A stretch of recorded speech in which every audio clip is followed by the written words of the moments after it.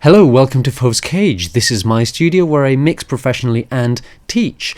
And today I'm answering a question, and I'm also changing appearances. The question is, quick question. I found myself reading manuals more and more in order to get accustomed to new plugins. I was wondering if you had a different approach when you first started out. If so, what was your approach? So what was my approach, and what is my approach? Change your clothes. So yeah, when I first started out, I would also read the manual and fiddle around with the plugin in sort of a random way. Now I do it a bit differently. What I do now is I try to understand what sort of plugin it should be, what category. So for example, is it like EQ, is it dynamics, pitch shift, reverb, delay, modulation, harmonics, saturation, distortion, and whatnot? Or is it maybe one of those like smart plugins like Gullfoss or Soothe, for example? Or is it what I call like a black box plugin that does things but it doesn't really tell you what it's doing, like some Waves signature plugins, for example, like the Maserati? The second thing would be to try it on the master bus. Sometimes I even just go on Spotify and I have this thing which is Sound Source that allows me to reroute signals from different apps, but also I can add effects to single apps.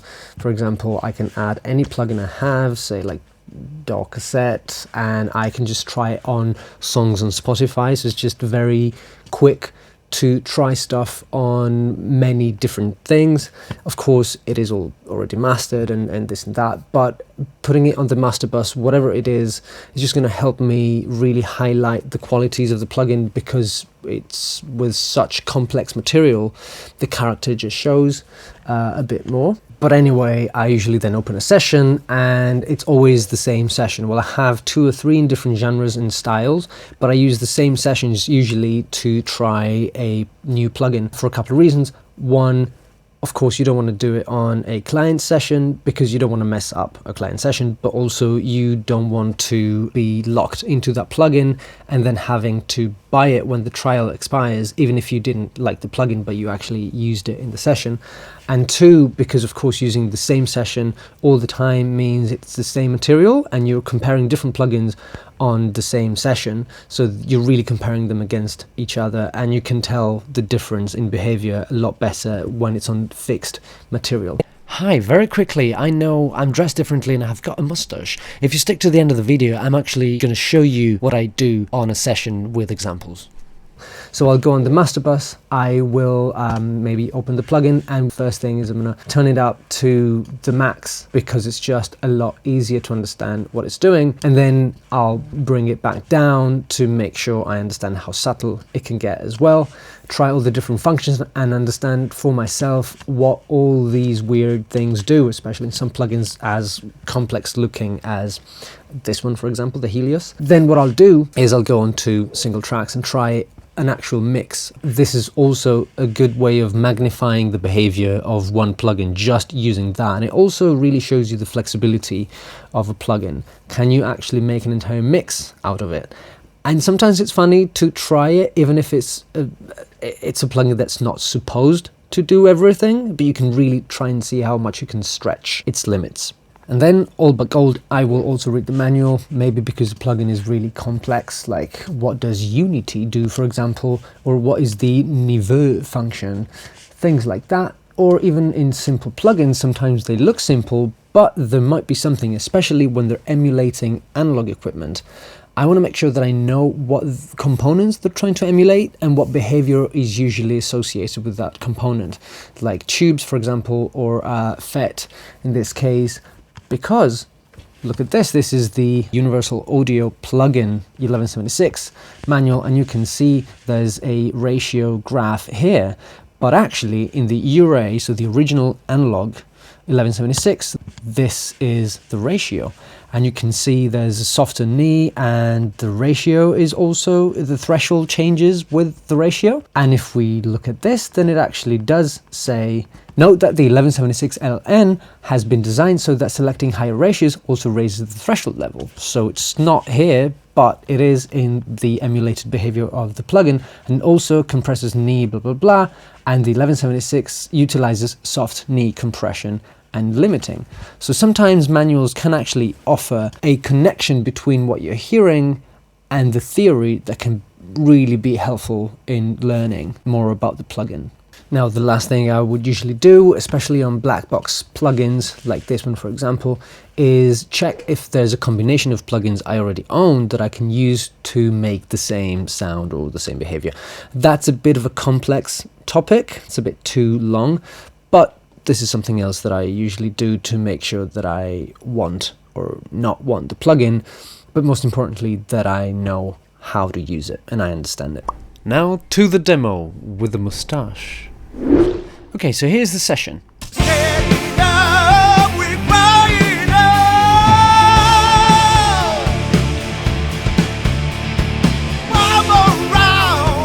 Okay, I want to try this DAW cassette, which is emulating a cassette. Now, I was born when cassette were around, but I haven't listened to a cassette since back then when I did not have any type of listening skill, so I don't remember what cassette sounds like. So what am I expecting out of this plugin? I'm expecting a lo-fi sound, because I think that's what cassettes are. They have a pretty slow speed of the tape, not great components, so probably lo-fi sound. But what does that mean? I don't know. Let's engage it and hear it on the master bus.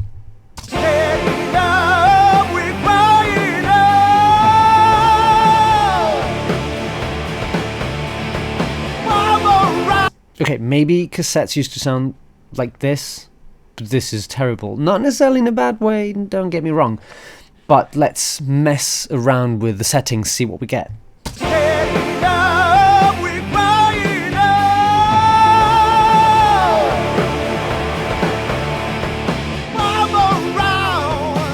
Okay, so tape quality does that. There's a lot more distortion and compression with less tape quality, and I'm already noticing something that I find really interesting on the electric guitars. The way they beef up and they become really screaming when the tape quality is all the way down.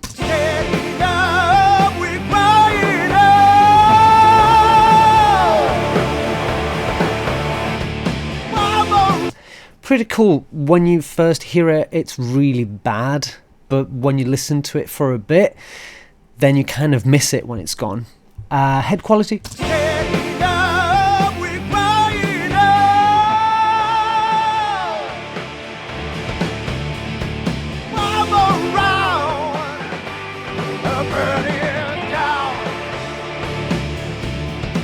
Okay, and this is all the way up. Motor quality.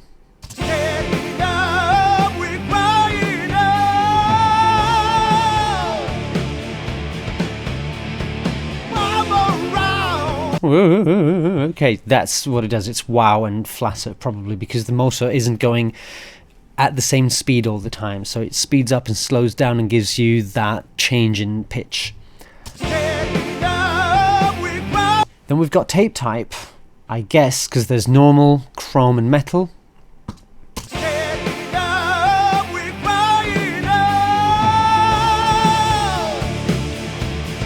Okay, so metal apparently is better. It's more hi-fi, more similar to the original material. Then we've got noise.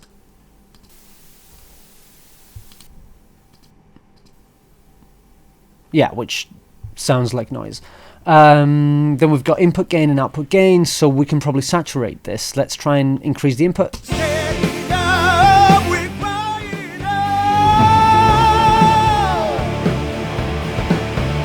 We get definitely way more saturation, more roll off. Ooh, more noise. Okay, let's bring it down, back down to what it was. We've got a dry wet mix. Fantastic. So with and without, with everything up. So this is like the highest quality we can get.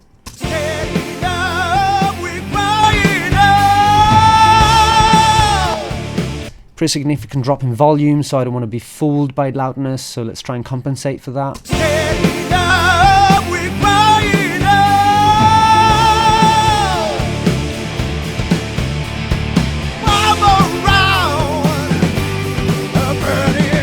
Well, we get a lot of saturation, a lot of glue as well. Of course, with that, we lose a lot of detail and depth.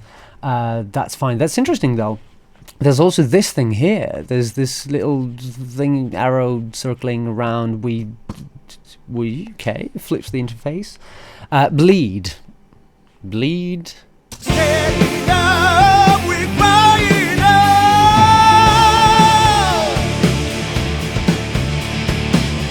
Oh, listen to the electric guitars when the vocals are not singing.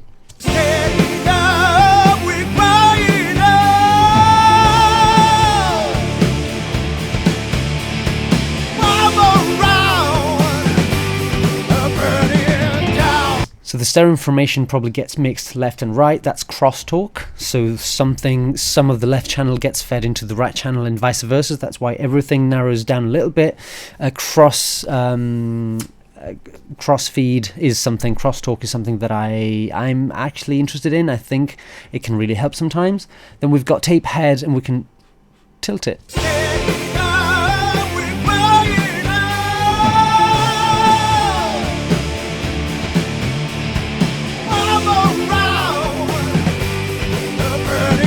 Okay, so it tilts the head so left and right get skewed in time slightly. Interesting. I don't know how useful it could be, but it does make stuff wider. Of course, this is happening because of phase, so could be a bit tricky in mono, I'm assuming. And then we've got an EQ, an overall EQ, I guess.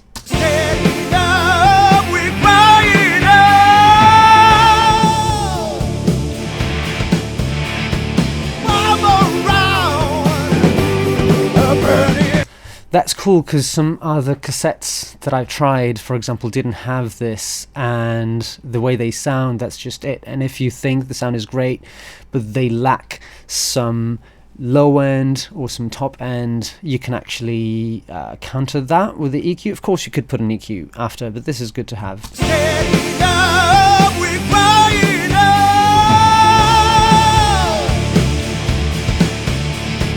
Okay, then noise. Oh yeah, of course. Well, it was the noise we had here, I'm assuming. Yeah. Okay, but we'll keep this off. Okay, so I think I have a pretty good idea what this sounds like, and I can hear some good qualities.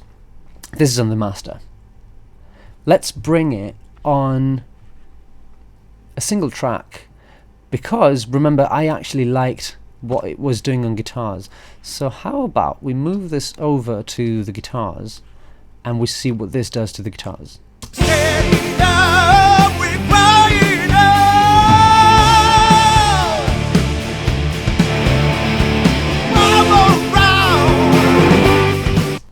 Okay, pretty big jump in volume.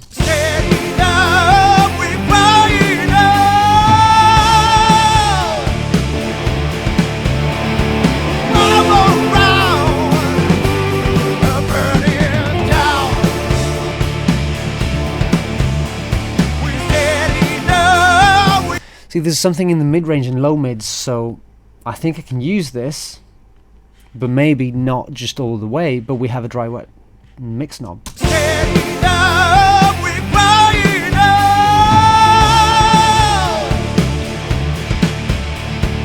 Oh, I do get a bit more beef. Let's solo just to hear exactly what it's doing.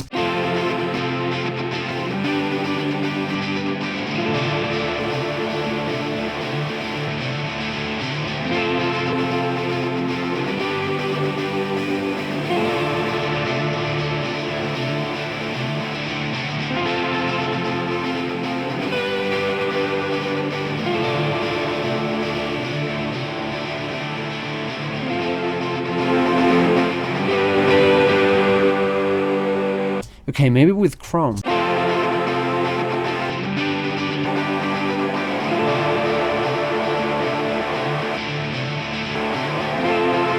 There's an interesting dark quality to the mid-range, so maybe not all the way.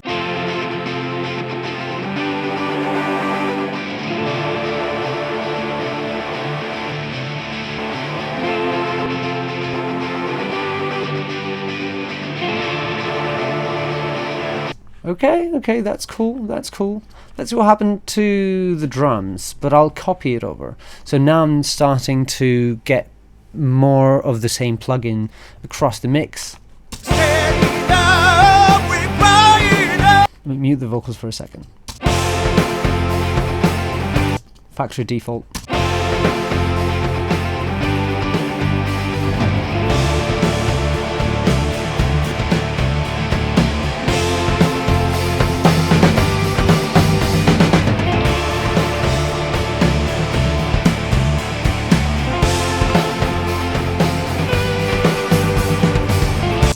All the transients are softer on the kick and the snare, the toms, but they're also rounder, and there's not more punch, I would say there's a bit more slap. What does matter anyway, these words don't mean anything, but if you see what I mean, it's like there's more to them, not more, but more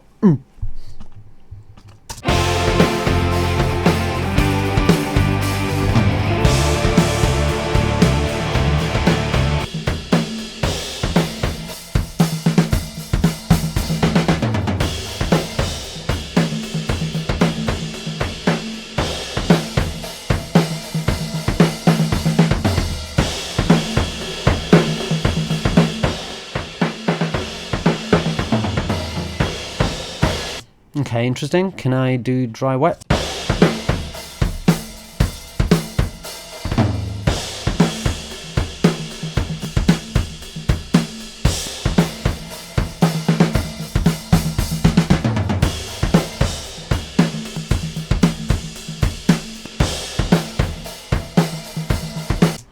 Pretty punk.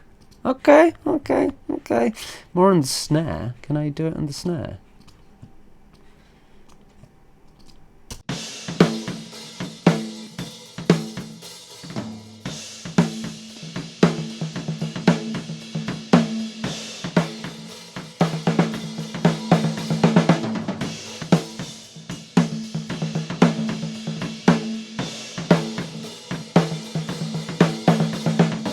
This doesn't do anything because it's left and right.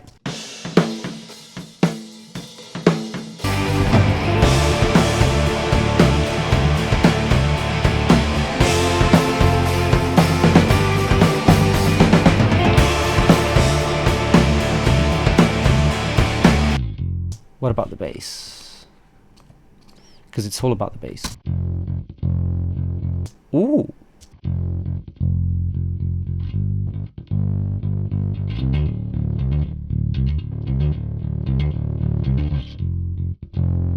Now, of course, I'm distorting. I'm losing a middle of low end because of some mismatch in level.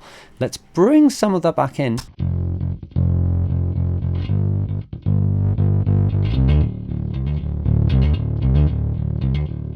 See, now, for example, that makes me think that this EQ is pre. It's not after, it's before, because nothing really happens when I push at 12 dB. Granted, it's 60 hertz, but nothing really seemed to happen. So I'm thinking more low end goes into the tape, but it gets kept down by the saturation.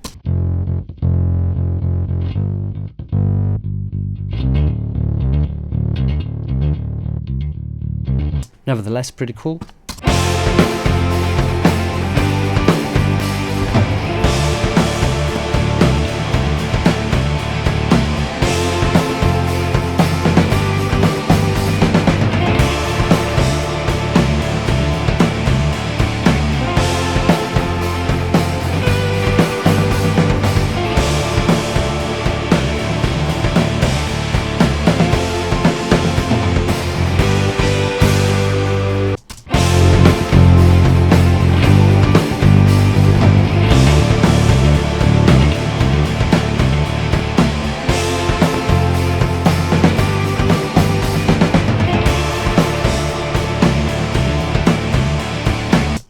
Okay, so now what I can do is, I can bypass them in one click, well, 2 clicks.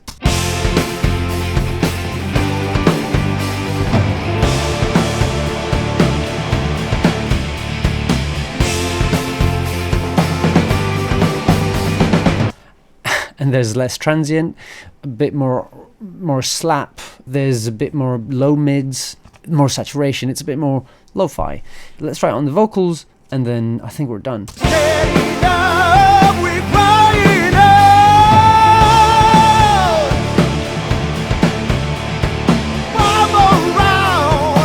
Okay, so before.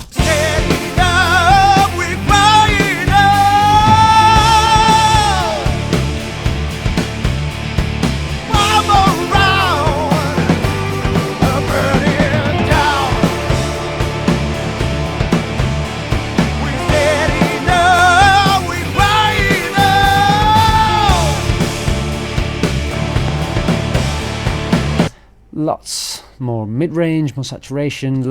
For example, let's just try and lift the top end because we've lost some.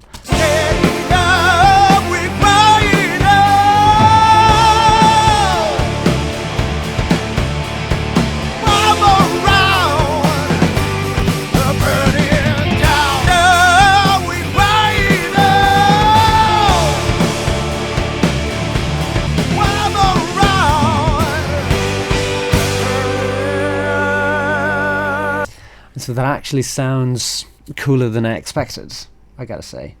Not bad. Not bad. So what can we say from this? I would say if we look at the settings, we've got this, this, this, this, this. So they seem to be pretty much the same all around. So I've used the tape, it's either metal or chrome, and I've reduced the tape quality and the head quality. The motor quality, not so much. And I've used the dry wet knob on all of them. So that tells me this is the way I'm drawn to using the plugin. That doesn't mean it's the only way that I'll ever use the plugin, but it tells me I'm starting to understand how I would like to use this and what kind of utility I see in this plugin. I think that's it. If you're stuck till the end, it means you really liked it, or you really don't know how to try a new plugin. But either way, I'm really thankful. Click the like button if you liked it, subscribe, comment, ask away as well. I'll do my best to make a video to answer your questions. Okay, bye-bye.